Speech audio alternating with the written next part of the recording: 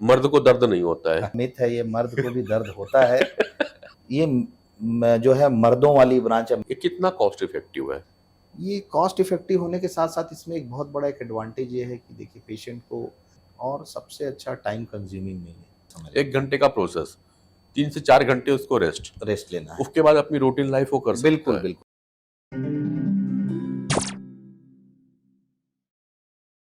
ये तो कहते हैं कि आजकल की जिंदगी भागदौड़ भरी हो गई है, लेकिन हकीकत में इस भागदौड़ भरी जिंदगी में जीते हुए हम थोड़े स्टैटिक हो चुके हैं। हमारा पूरा वर्क, हमारा पूरा काम लगभग बैठे बैठे होता है। हम 8 से 10 घंटे काम करते हैं, लेकिन बैठे बैठे करते हैं। कि चंद लाइनें हैं, ये मन में बड़ी लाचारी है, अब मैं चार दीवारी में हूँ, ये दर्द बहुत भारी है। जी हाँ, इतने घंटों काम करने के बाद में कहीं ना कहीं हमारे शरीर में भारीपन आने लगा है, और वो दर्द आ जाता है कभी गर्दन में, कभी कमर पे, और कभी घुटनों के जोड़ों पे। और इन सब की जरूरत पड़ती है फिर हमें किसी न किसी डॉक्टर के पास जाने की। और डॉक्टर जनरली वो ऑर्थोपेडिक होते हैं, हड्डी रोग के डॉक्टर होते हैं, या तो रिकमेंड करते हैं आपके लिए कोई दर्द निवारक गोलियां हो, या गले में कमर पे पट्टे बांध लिया जाए और आप जिंदगी भर उसी दर्द के सहारे जीते रहें। पर क्या, चलिए निराश मत होइए। मैं आज एक ऐसे अस्पताल पे जा आया हूँ जहाँ पे कहते हैं कि अब इन दर्द निवारक गोलियों के खाने की आवश्यकता कम है, और सर्जरी के भारी भरकम दर्द से बचा जा सकता है, और सर्जरी के भारी भरकम आने वाले एक्सपेंसेस को भी काफ़ी हद तक कम किया जाता है। श्री शंकरा हॉस्पिटल आया हुआ है। मिलेंगे यहाँ पे डॉक्टर सचिन बल जी से, आर्थोपेडिक सर्जन है। समझते हैं क्या नई टेक्निक लेकर के आ रहे हैं आपके दर्द की। सर नमस्कार। सर धन्यवाद नरेंद्र जी। सबसे पहले आपका मैं स्वागत करता हूं अपने इस अस्पताल में। हमारी तो लालसा है कि हमारे लोग आपकी नई टेक्निक को समझ सकें, क्योंकि कहीं ना कहीं कमर का दर्द, गले का दर्द और घुटने का जोड़ों का दर्द, इसे सबके लिए पीड़ा बहुत ज़्यादा है, और लोग इसके सटीक इलाज के लिए आज भी बिल्कुल बिल्कुल, मैं कोशिश करूंगा, जो मेरा जो ज्ञान है, जो मैंने अभी जो नई टेक्निक्स जो भी इसके बारे में मैं आपको बताऊंगा। डॉक्टर साहब, मुझे आप सब ये समझना, जब यहाँ पे भगवान शिव विराजे हैं और आपने अस्पताल का नाम भी श्री शंकरा हॉस्पिटल लगाया है, तो कुछ कनेक्टिविटी जोड़ रहे हो? जी हाँ बिल्कुल। एक्चुअली हॉस्पिटल जब स्टार्ट करना शुरू किया तो इसके नाम को लेकर के मन में बहुत सारे विकल्प थे, बट इस तरह के किसी भी काम के लिए मैं अपने जो माता पिता उनसे ज़रूर सलाह लेता हूँ। मेरी जो माता हैं वो काफ़ी ज़्यादा शिव भक्त हैं और फॉलो करती हैं उनको। उनकी एक रिक्वेस्ट थी कि बेटा जब भी आप अगर अपना कुछ एक वेंचर स्टार्ट करें तो वो शिव जी के नाम से ही करना चाहिए। अच्छा चलो, इससे बात हुई है तो जल्दी, जब हम डॉक्टर का जो चेहरा सामने आता है ना, वो बहुत मॉडर्न आता है हम लोग के पास में, और नाम के आधार पे अगर चले तो स्पिरिचुअल हो जाता है। तो अब आने वाला जो समय है, तो मॉडर्निटी एंड स्पिरिचुअलिटी को लेकर के अस्पताल को कैसे चलेगा? बिल्कुल, देखिए क्या होता है कि ये डॉक्टर भी बहुत इंडियन सिनेरियो में प्रैक्टिस में आपको बताऊं तो एक बहुत ही आस्था का विषय ये भी है। यहाँ पेशेंट जो है आज भी हमें एक सिर्फ ट्रीटमेंट ना सोच करके एक आस्था के साथ हमारे पास आते हैं कि डॉक्टर हैं और अच्छा ट्रीट करेंगे। बट हम एज ए टेक्निकलिटी में अगर हम जाएं तो किसी भी डॉक्टर को समय के साथ साथ पर जो आधुनिक टेक्निक्स हैं, समय के साथ साथ जो परिवर्तन हो रहे हैं, उनको हमेशा अडॉप्ट करते रहना चाहिए, जिससे कि वो अपने पेशेंट्स को का जो विश्वास है या जो उनकी आस्था है, वो अपने ज्ञान के अपडेशन के थ्रू उनको जो है वो उसका फायदा पहुंचा सके। आज से लेकर के पेशेंट आता है, विश्वास के साथ बना रहता है, इसलिए डॉक्टर प्रिस्क्रिप्शन पे कह देते हैं कि आई ट्रीट ही क्योर। चले आगे चलते हैं, डॉक्टर साहब के चैम्बर पे मिलकर कुछ और बातें करेंगे और समझेंगे इस नई टेक्नोलॉजी के बारे में बता रहे थे। पहले हम लोग के समय में पिक्चर आई थी अमिताभ बच्चन की, उसमें अमिताभ साहब कहते हैं मर्द को दर्द नहीं होता है। तो क्या उतने देर तक मर्द को अपना दर्द छुपाना चाहिए? नहीं नहीं, बिल्कुल, वो एक तो एक बड़ा मिथ है ये, मर्द को भी दर्द होता है। और बस ये है कि जो एक बचपन से एक वो सिखा दिया गया है कि दर्द हो तब भी बताओ मत यार, हाँ, वो मर्द हो तो वो बिल्कुल नहीं होना चाहिए। अगर दर्द हो तो उसको समझें और उसको बिल्कुल एक्सप्रेस करें और उसके लिए कंसल्ट करें। और जिस चलो हिसाब से एक और एकदम जैसे ठीक है, दर्द को एक्सप्रेस करना चाहिए, जी दर्द को बता देना चाहिए, बताना तभी चाहिए, शायद सही समय पे हो, नहीं तो हानिकारक हो हानिकारक सकता हो है। सकता है। एक और इसमें था कि दर्द जब हो रहा है, खास करके जब गर्दन की दर्द की बात करें या हम कमर की हाँ दर्द की बात करें, इन सब के लिए तो अपने को जल्दी आर्थोपेडिक्स के पास जाना पड़ता जी है। हाँ डॉक्टर जो होते हैं आर्थोपेडिक सब सर्जन होते हैं। जी और सर्जन के साथ में सब ये है कि नहीं, आया है तो सर्जरी करनी है। हाँ और अभी तक कंडीशन जो आदमी जाता ही है, क्योंकि कहाँ जा रहे हैं सर, सर्जन के पास जा रहे हैं, तो सर्जरी रिकमेंड हाँ होगी। The one thing. सेकंड में जो जो मेरे मन में मिथ है, मैं आपके साथ में जी शेयर जी करूँ। जी फर्स्ट ऑप्शन सर्जरी ही है। जी दर्द को कुछ देर तक आपको सहने की क्षमता देता है, या तो आपको एनाल्जेसिक दवाइयां दे देते हो, हम्म या गर्दन में पट्टियां रिकमेंड कर दो, जो कि मैंने कहा पट्टे हैं। बट अल्टीमेटली बोलते इसको उपचार भाई सर्जरी ही करना पड़ेगा, 4-5 साल तो और झेल ले, जी जी चलता है, ये जनरल होता है। अब सब दर्द की गोलियां कब तक खाएं, क्योंकि फिर वो गैस की प्रॉब्लम चालू होती है, तो एक डॉक्टर को छोड़ फिर दूसरे डॉक्टर को भी ऐड करना पड़ता है। अभी भी अगर आप इंडियन सिनेरियो में प्रैक्टिस में अगर आप देखें तो शरीर में अगर मेजॉरिटी ऑफ पेन के लिए लोग आर्थोपेडिक सर्जन को कंसल्ट करते हैं। जब मैंने अपनी प्रैक्टिस में देखा तो मैंने ये देखा कि यार ये काम एक स्पाइन से रिलेटेड प्रॉब्लम के लिए जितना अच्छा मैं अपने पेशेंट को समझ सकता हूँ उतना कोई और डिवीजन का, क्योंकि हम उन पेशेंट से डे टू डे रेगुलरली हम इंटरेक्ट करते हैं, राइट। हम उनसे मिलते हैं और इससे रिलेटेड कोई अगर कॉम्प्लिकेशन भी होता है तो उसको जितना अच्छा एक सर्जन बीइंग अ सर्जन मैं डील कर सकता हूँ, शायद एक फिजिशियन उसको उतने अच्छे से डील नहीं कर सकता। मैं आर्थोपेडिक पेन की बात कर रहा हूँ, जिसमें कि गर्दन का सर्वाइकल पेन, जिसमें कि आपका कमर का पेन, जिसमें घुटनों का दर्द। इसके अलावा और भी बहुत कॉमन प्रॉब्लम आपने सुनी होगी, टेनिस एल्बो की बात अगर हम करें, हाँ, स्पोर्ट्स अगर इंजरी जैसे जी लोगों हाँ को होती स्पोर्ट्स कभी इंजरी कभी। हो गई, टेनिस एल्बो हो गया, या फिर एड़ियों का दर्द जिसको कि हम प्लांटर फेशियाइटिस कहते हैं, बहुत ही कॉमन एक समस्या है, गृहिणियों में होने वाली एक बहुत ही कॉमन प्रॉब्लम है। तो ये जो रिलेटेड पेन, और अगर हम ओवरऑल अगर सारे पेन की अगर हम बात करें तो लगभग 60 से 70% पेशेंट जो होते हैं वो इसी कैटेगरी में आते हैं। हाँ, इसी कैटेगरी में बिल्कुल। आते हैं, बिल्कुल। तो जो हम जो यहाँ पे सोल्यूशन दे रहे हैं वो एक आर्थोपेडिक से रिलेटेड पेन के बारे में हम ज़्यादा फोकस्ड हैं। ये जो शोल्डर दो दर्द है ना डॉक्टर साहब, पहला तो कमर का दर्द, दूसरा घुटने का दर्द, और जी तीसरा जो एड़ी के नीचे का एड़ी जो के दर्द नीचे होता है, हाँ जी ये बहुत ही कॉमन है। जी हाँ अच्छा, ये गांव और शहर और अमीर और गरीब नहीं देख रहा है, बिल्कुल बाकी चीज को देखे तो लैपटॉप में काम कर रहे जी हैं, जी उनका होता है। पर ये जो घुटने का दर्द हो गया, कमर का दर्द हो गया और एड़ियों का दर्द है, ये गांव तक है, जी और गांव में भी यूथ को आया हुआ है। तो इनका प्रोसेस क्या, जो आप पेन पेन मैनेजमेंट करते हैं, ये किस तरह का रहता है? देखिए घुटने के दर्द और ये एड़ियों का दर्द या टेनिस एल्बो में जो है हम टर्म यूज करते हैं पेन मैनेजमेंट में, that is called regenerative therapy. अच्छा। ये जितने भी ये दर्द हैं इनके पीछे जो है कारण डीजेनरेशन है। डीजेनरेशन अगर हम घुटने की बात करें तो घुटने के अंदर एक बहुत ही एक चिकनी सतह होती है जिसको हम कार्टिलेज कहते हैं, कार्टिलेज का डीजेनरेशन होने लगता है। इसी की तरह हम अगर टेनिस एल्बो की या प्लांटर फेशियाइटिस की बात करें तो वहाँ पे टेंडेंस होते हैं जिनका डीजेनरेशन होने लगता है।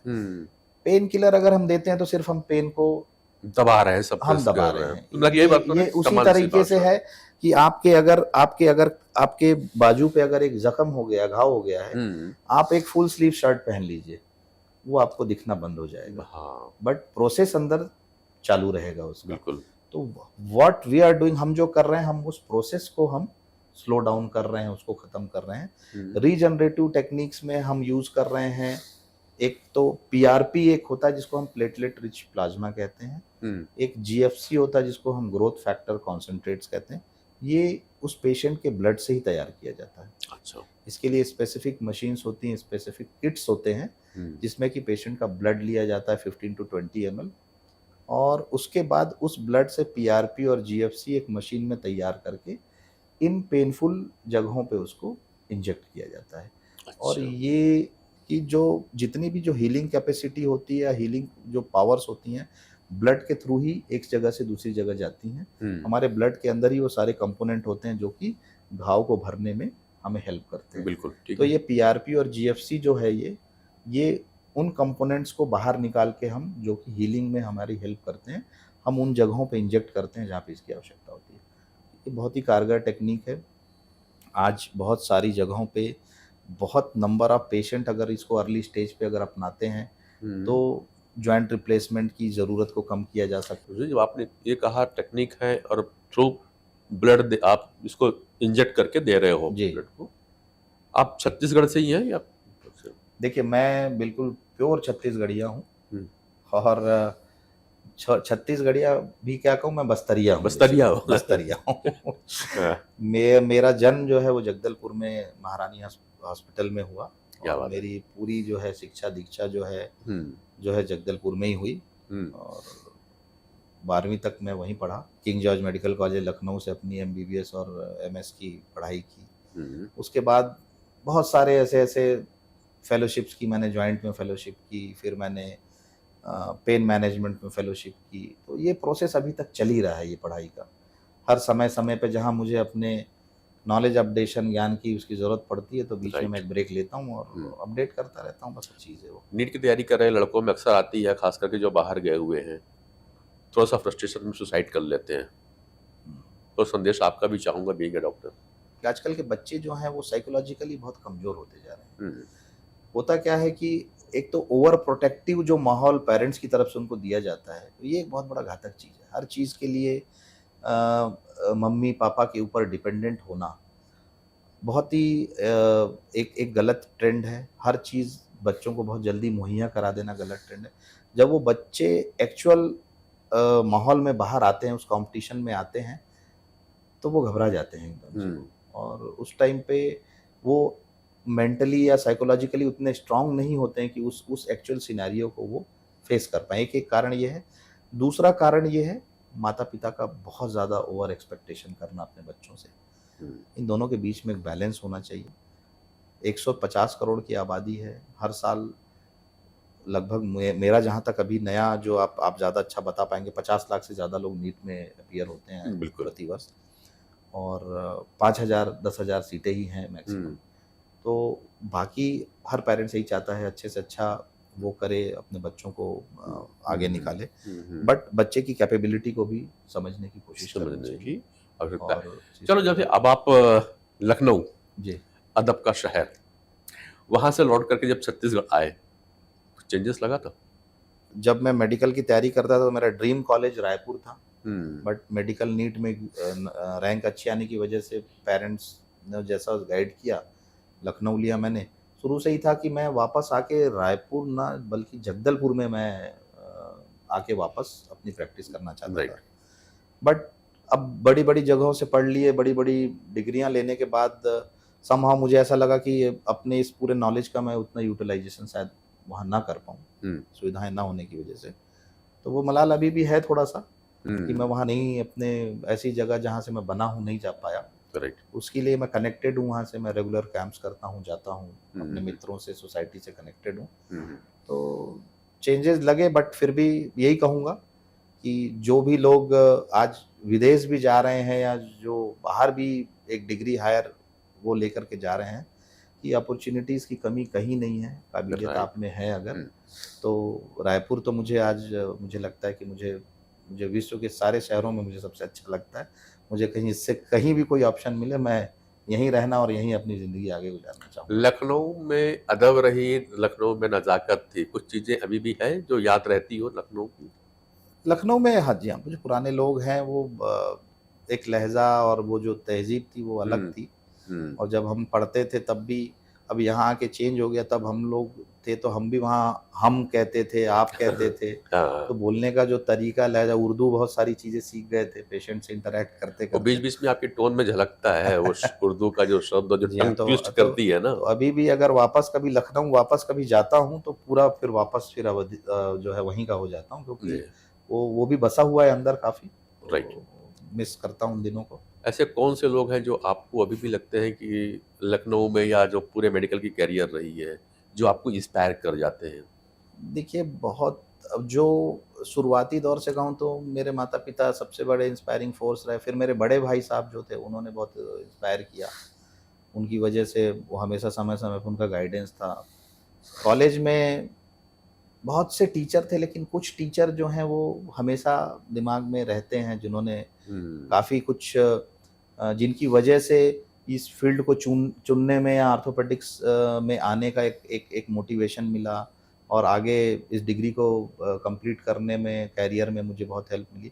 उसमें एक नाम लेना चाहूँगा, एक प्रोफेसर अजय सिंह सर हैं, जो कि मेरे टीचर रहे। इस समय रायपुर एम्स के डायरेक्टर भी हैं वो, और वो बहुत ही मतलब उन्होंने बहुत इंस्पायर किया और बहुत ही हेल्पिंग थे। और आज भी आप यकीन जानेंगे कि मैं अगर आपको अपना मोबाइल दिखाऊंगा, अगर मुझे किसी केस में अगर कोई दुविधा होती है तो मैं सर को एक व्हाट्सएप भेजता हूँ और वो एक्सरे भेजता हूँ, और उनका 10 मिनट में एक रिप्लाई आ जाता है कि इसमें ये इलाज करिए और ये करिए। तो आज भी वो हमसे इतना कनेक्टेड है। बस तो ये था कि चलो ठीक है, डॉक्टरी की फील्ड पे जाने की प्रेरणा हम समझते हैं कि घर में आपको माता पिता से और आपको बड़े भाई से मिली, बट ये आर्थोपेडिक उठाने का ऑर्थोपेडिक, ये भी बड़ा एक फनी किस्सा है। मैं हाँ। उसको अब हालांकि सच्चाई नहीं मैं नहीं कहूँगा बाकी लोगों के लिए, कि जब हम मेडिकल में थे और सेकेंड ईयर से जब क्लिनिकल पोस्टिंग लगती थी, जी तो उस टाइम से ना एक परसेप्शन था मेडिकल कॉलेज में बाकी लोगों में कि सबसे कम जो पढ़ाई होती है या सबसे कम पढ़ना पड़ता है वो आर्थोपेडिक डिपार्टमेंट में पढ़ना। और ये थोड़ा सा उस टाइम एक फीलिंग ये भी थी कि ये जो है मर्दों वाली ब्रांच है, मेल डोमिनेटिंग ब्रांच। अरे वो उसके मेरे को याद आ रही है, सीनियर ऑर्थोपेडिक है मालूम। जी।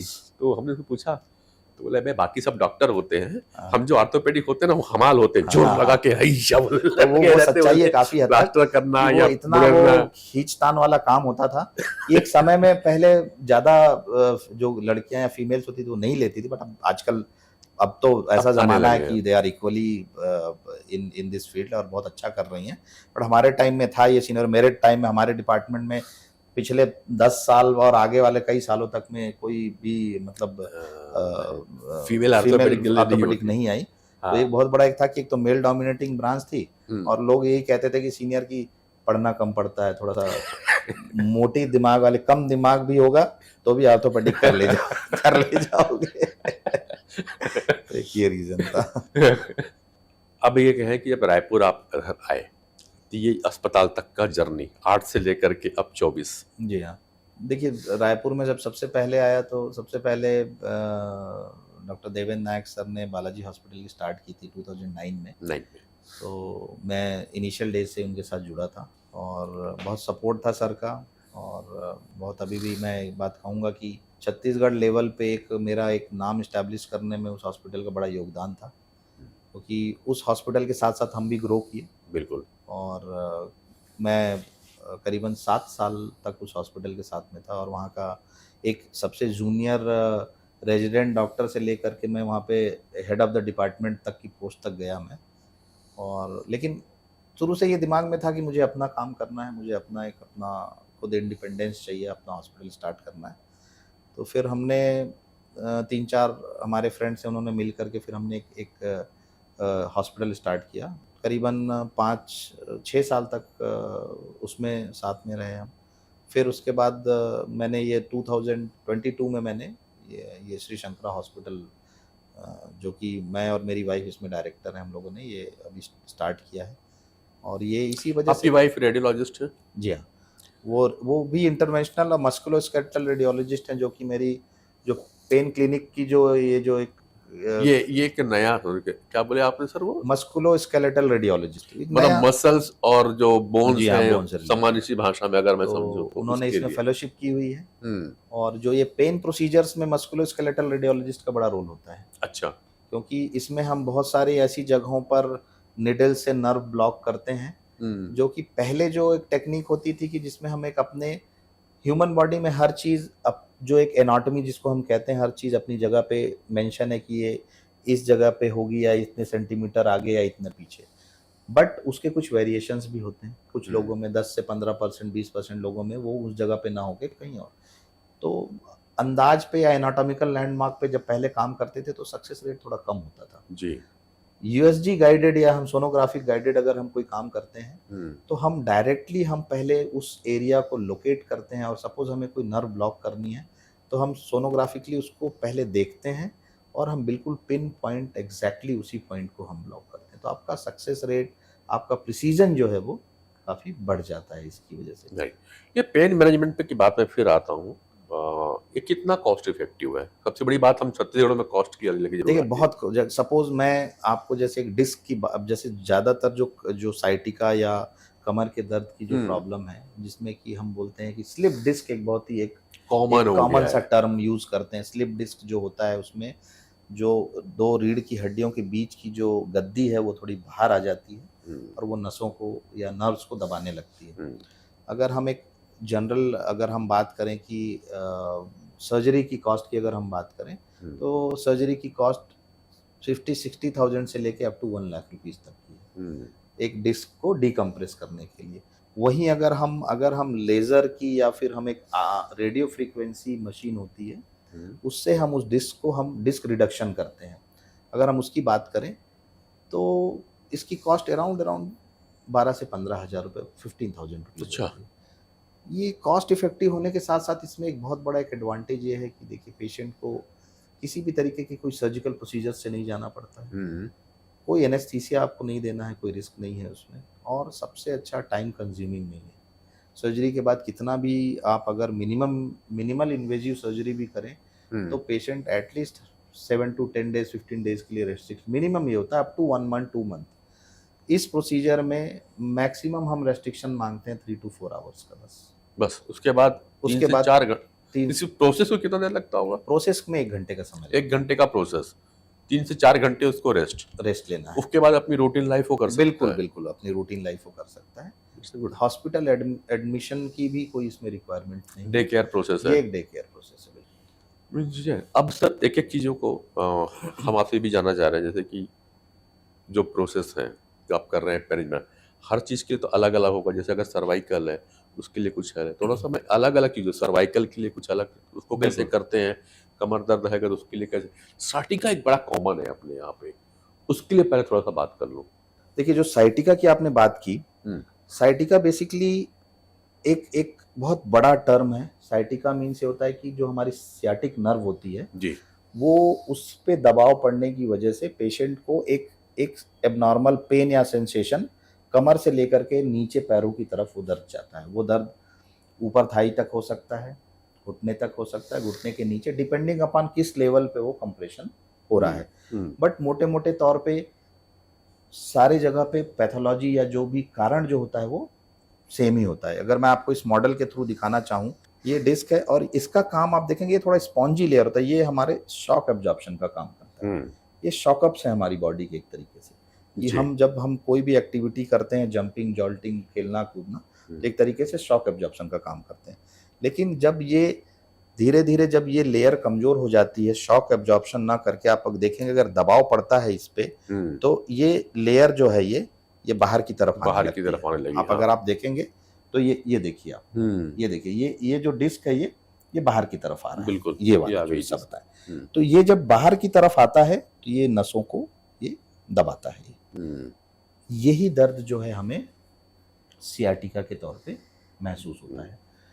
इसका कुल मिला के ये मान लें कि जैसे हमारी मोटरसाइकिल में शॉकअप होता है, बिल्कुल वो शॉकअप अगर थोड़ा सा ज्यादा दब जाए बिल्कुल भगवान ने हमको चोट लगती है। जी भगवान ने जगह जगह पे हमें ये दिया। ये रीढ़ की हड्डियों के बीच में ये दिया है, घुटनों के बीच में भी शॉकअप लगे हुए हैं, मेनिस्कस कहते हैं या गद्दी कहते हैं, तो वो एक शॉकअप है। तो ये जगह जगह पे शॉकअप दिया है ताकि इन हड्डियों पे जोर कम आए, ये घिसे नहीं, इनके आर्थराइटिस। अब चलिए जैसे कि ये दबने लगी जी हाँ इस शॉकअप की, तो इस पे कैसे करते हैं ट्रीटमेंट? ये मैं साइटिका की बात कर रहे हैं। देखिए मैं साइटिका की बात करूं अगर मैं तो हाँ। ये अगर हम इस मॉडल की बात करें, अगर हम देखिए ये गद्दी है, ठीक है।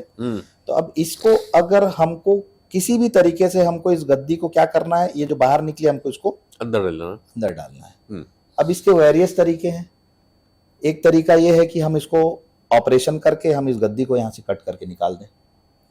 अच्छा। उस ऑपरेशन को आजकल दूरबीन की पद्धति से एंडोस्कोपिकली भी किया जाता है या ओपन सर्जरी के तौर पे भी किया जाता है। ठीक है।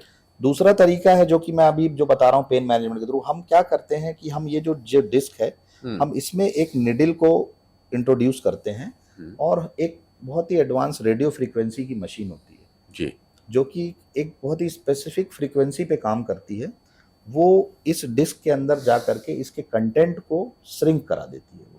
ओके, वो ठीक है। वो जैसे ही श्रिंक होता है, ये डिस्क वापस अपनी जगह पे पीछे चला जाता है, पेशेंट का पेन खत्म हो जाता अच्छा, है, जो चौड़ी वो वापस सिकुड़ जाएगी। वापस सिकुड़ जाती है। एग्जैक्टली, उसको डिस्क रिडक्शन कहते हैं हम, कि वो वापस श्रिंक कर जाती है इससे। तो इसको हम दो तरीके से कर सकते हैं, एक रेडियो फ्रीक्वेंसी की मशीन है, दूसरी एक लेजर मशीन होती है। तो वो दोनों मशीनों के थ्रू हम उस प्रोसीजर को हम करते हैं। सर्वाइकल के केसेस ज्यादा मिलते हैं, बाइक लंबे बोलते हैं, जी लंबे हाँ। समय तक आप बाइक चला रहे हो, एक्टिविटी तो रिलेटेड, एक्टिविटी से कंप्यूटर पे related है। लंबा काम, मोबाइल से रिलेटेड, उस कंडीशन में भी उसमें दो मेन मुख्य कारण जो देखे गए हैं। एक तो होता है कि जो सर्वाइकल की जो हड्डी होती हैं, उनके जोड़ों के बीच में आर्थराइटिस शुरू हो जाती है। एक ये कारण है, बार बार एक पर्टिकुलर मूवमेंट होने की वजह से। फेसेट जॉइंट जो होते हैं, एक स्पेसिफिक जॉइंट है जो दो रीढ़ की हड्डियों को जोड़ता है, फेसेट जॉइंट, उनके बीच में आर्थराइटिस शुरू हो जाती है। दूसरा जो होता है वो डिस्क जो होता है, वो डिस्क में डीजनरेशन शुरू हो जाता है, वो एक पेन का कारण है। अच्छा, इन दोनों ही प्रक्रिया में अगेन रेडियो फ्रीक्वेंसी या फिर लेजर से, हम जिसको हम टर्म यूज करते हैं न्यूक्लियोप्लास्टी या एनुलोप्लास्टी, ये दोनों ही रेडियो फ्रीक्वेंसी मशीन के थ्रू किया जाता है। इससे डिस्क से रिलेटेड जो डिजनरेटिव प्रोसीजर हैं उसके पेन को हम कम कर सकते हैं। और जो फेसेट जॉइंट का जो पेन है, उसमें जो फेसेट जॉइंट को जो सेंसेशन ले जाने वाली नर्व होती हैं, उसको हम रेडियो फ्रीक्वेंसी मशीन से उसको हम एक तरीके से हम एब्लेट करना या हम उसको डिस्ट्रक्ट कर देते हैं, उसको जला देते हैं। ठीक है, तो वो जोड़ के ऊपर जो सेंसेशन है या दर्द है वो खत्म हो जाता है। ये ठीक है। बहुत ही कारगर प्रक्रिया है और बहुत ही सिंपल आउटडोर प्रक्रिया है एक तरीके से। चलिए। जब मैं फेलोशिप कर रहा था, हाँ, तब एक चीज ये समझ में आई ना कि नॉन ऑपरेटिव ऑप्शंस वायबिलिटी देना पेशेंट को बहुत जरूरी है, क्योंकि पेशेंट हमारे पास आने से डरता ही इसी बात पे है। हाँ, डॉक्टर के पास जाऊंगा यार, वो ऑपरेशन के लिए बोल देंगे।